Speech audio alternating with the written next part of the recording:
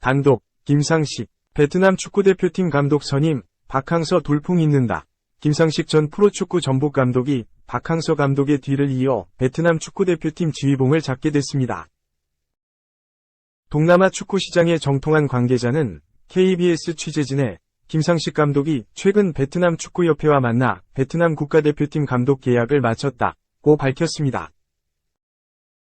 지난 5일 독일로 출국해 분데스리가에서 뛰고 있는 이재성과 김민재 등 옛 소속팀 선수들의 경기를 관전하는 등 그동안 유럽에 머물러 온 김상식 감독은 지난주 귀국해 베트남 대표팀 감독직에 대한 협상을 마무리한 것으로 확인됐습니다.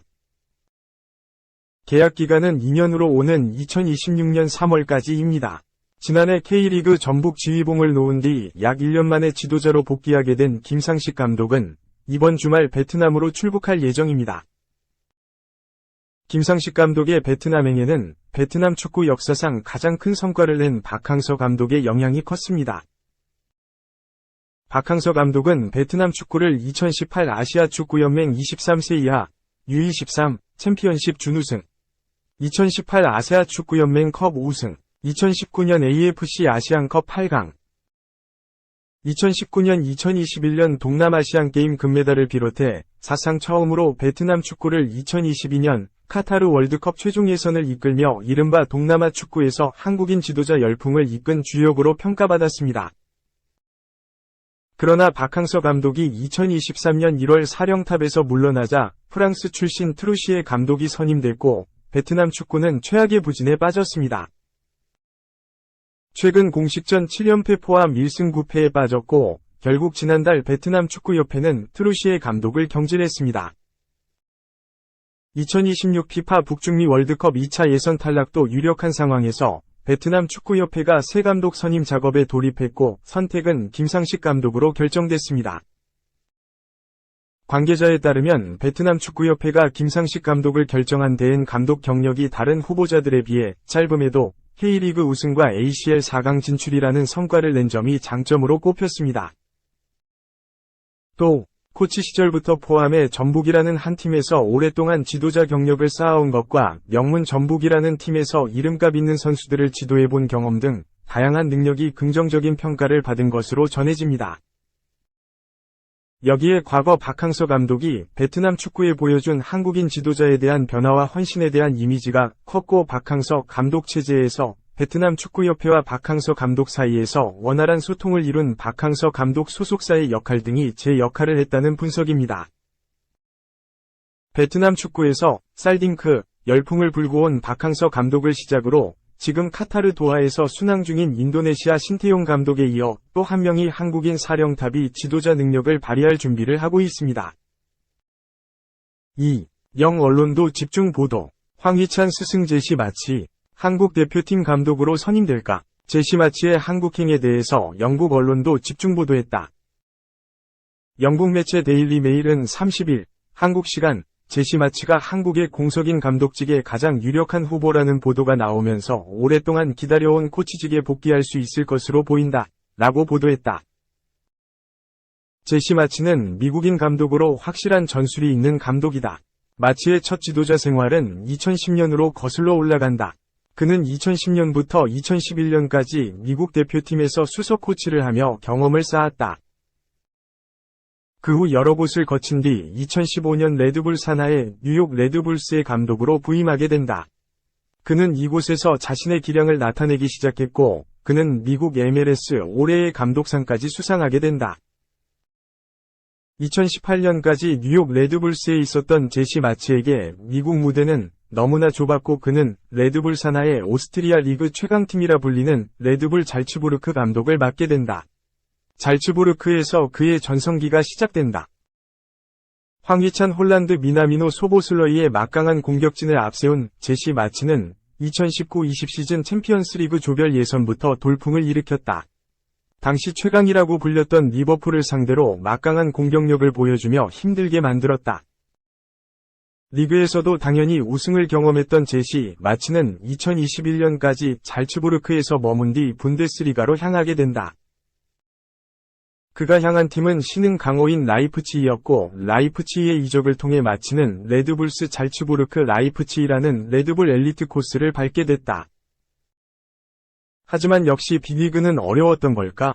그는 전임자인 하센휘틀이나 나겔스만과 달리 어려운 모습을 보여줬으며 주축 선수들이었던 우파메카노 자비처 등등이 떠나며 성적이 곤두박질쳤다. 결국 챔피언스리그를 노리고 있는 라이프치히는 8승 4무 9패라는 끔찍한 성적을 견딜 수 없었고 결국 상호 합의하에 계약을 해지하게 된다. 그 후 그가 향한 곳은 프리미어리그였다. 리즈 유나이티드의 소방수로 투입된 그는 강등 직전이었던 팀을 가까스로 살려내며 17위로 극적 잔류를 시켰지만 다음 시즌 고질적인 수비 문제가 겹치며 경기력은 나쁘지 않았지만 결국 경질당하게 된다.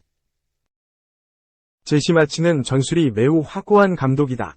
4-4-2 기반의 포메이션의 4-2-2의 2위 압박을 즐기는 그는 클롭의 개겐 프레싱과 함께 엄청난 활동량과 전방 압박을 중요시한다. 또한 중원에서 홀딩 미드필더를 쓰지 않으며 박스2박스 미드필더를 선호하며 3선 미드필더진에게 많은 활동량을 요구한다. 그의 최대 약점은 수비 전술 부족이다. 그는 잘츠부르크 시절부터 수비 세부 전술 부족으로 인해 많은 비판을 받아왔으며 최종 수비수가 많은 부담을 지고 있는 전술을 선호하기 때문에 김민재의 역할이 매우 중요하다. 매체에 따르면 마치 감독과 대한축구협회는 이번 주에 다시 한번 미팅을 가질 예정이며 조만간 최종 결정이 내려질 것으로 보인다.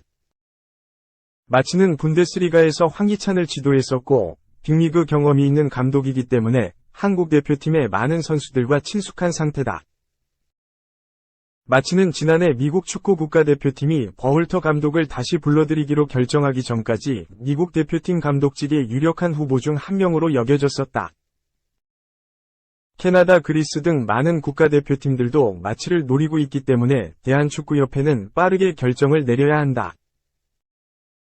3. 취재일기. 내가 책임진다. 던 정혜성.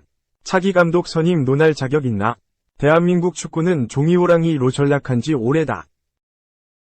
지난 2월 A대표팀은 아시아축구연맹 아시안컵 본선 4강에서 요르단에 져 탈락했다. 최근엔 올림픽 축구대표팀 23세 이하, 이 파리올림픽 출전권이 걸린 23세 이하, U23 아시안컵 8강전에서 인도네시아의 패배에 짐을 쌌다. 이딴 참사를 겪으면서도 책임을 진 사람은 단 2명뿐이다. A대표팀 위르겐 클린스만, 독일 전 감독과 올림픽팀 사령탑 황선홍 감독이다. 그런데 한국 축구가 역사에 남을 만한 참사를 겪었는데도 책임질 사람이 둘뿐일까? 과연 이 모든 상황이 감독과 선수들만의 탓일까? 정혜성 대한축구협회 국가대표 전력강화위원장은 지난달 클린스만 감독의 경질로 공석이 된 A대표팀 임시감독으로 황선홍 올림픽 대표팀 감독을 뽑았다. 그러면서 잘못될 경우 모든 책임은 내가 진다 고 호언장담했다. 파리올림픽 본선 진출을 준비해야 할 중요한 시기에 황선홍 감독에게 A대표팀 임시사령탑 역할까지 맡겨 투잡을 뛰게 했던 장본인이 바로 정혜성 강화위원장이다. 그런 정 위원장이 30일 비공개로 강화위원회를 주재했다. 앞서 축구대표팀 차기 감독 후보로 11명, 외국인 7명 내국인 4명을 선정했는데 이날은 우선협상 대상자를 추리는 자리였다. 황선홍 감독이 이끈 올림픽 대표팀이 추락하는 장면을 지켜보고도 정 위원장은 이렇다 할 입장 표명 없이 모르쇠로 일관 중이다. 유럽까지 나라가 대표팀 감독 선임 작업에 몰두했다. 축구대표팀 감독 선임 작업은 미룰 수 없는 과제지만 정 위원장이 차기 감독을 선임할 자격이 있는지 의구심을 표하는 이가 많다. 심지어 소통 방식도 일처리도 깔끔하지 않다. 강화위원회가 열리기도 전에 이미 국내외에서 제시 마시전 리즈 유나이티드 감독이 최우선 협상 대상자로 선정됐다는 보도가 쏟아져 나왔다. 정몽규 대한축구협회장도 책임을 져야 한다. 정혜성 위원장을 선임할 때부터 최측근을 번갈아가며 요직에 앉히는 회전문 인사의 반복이라는 비난의 목소리가 거셌다. 강화위원회의 섣부른 결정으로 올림픽 대표팀이 좌초한 이후에도 정 회장은 묵묵부답이다. 축구 경기장에는 한국 축구의 국제 경쟁력을 떨어뜨린 책임을 지고 사퇴하라는 플래카드가 나붙었지만 그는 침묵으로 일관하고 있다. 한국 축구가 다시 일어서려면 잘못된 원인을 파악한 뒤 누군가 책임을 져야 한다. 지금 대한축구협회에 가장 필요한 일이다.